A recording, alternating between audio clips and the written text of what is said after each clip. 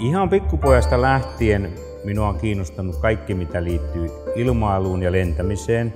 Olin kenties 4-5-vuotias, kun mummola oli sellaisessa paikkakunnalla, missä oli lentokenttä. Ja siellähän sitten näitä lentokoneita lenteli ja aina kun ääni kuului, niin minä juoksin ikkunaan katsomaan, että mikä siellä lentää. Ja sitten pikkusen kasvettuani siitä, 80-luvulla radio-ohjattavat oli vielä aika harvinaisia, niin silloin kuitenkin jo ensimmäisen lennokin rakensin ja siitä lähti tämä RC-harrastus ihan kustannussyistä, koska se on huomattavasti edullisempaa mitä oikea lentäminen. Toki oikea lentäminenkin aina on kiinnostanut, mutta siihen ei ole vaan elämän varrella mahdollisuuksia sitten kokeiluja lukuun ottamatta löytynyt.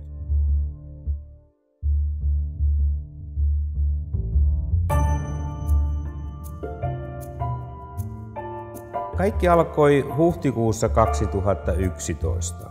Silloin ensimmäisen kerran sain tällaisen multikopterin ilmaan ja kun sitten toukokuussa olin jo niin pitkällä, että sain kameran ensimmäistä kertaa kyytiin, niin siinä vaiheessa sitten tämä innostus karkasi käsistä.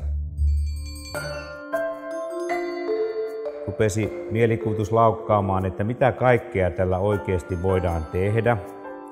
Alkoi tuotekehitys, versioita syntyi toistensa jälkeen ja aina kun keksi jonkun paremman systeemin, niin uusi versio syntyi ja vanha pistettiin kiertoon. Yleensä se meni jollekin, myytiin käyttöön, joskus se meni romuksi.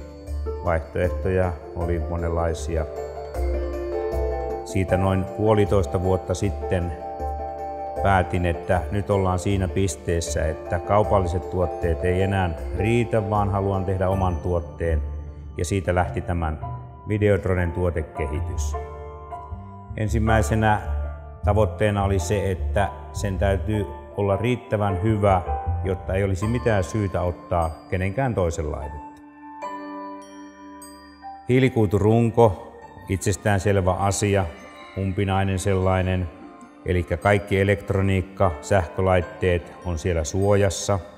Ei, jos sattuu yllättäen sadekuuro tai muuta, niin ei ole sitten vaaraa siitä, että laitteet kastuu ja tapahtuu mitään.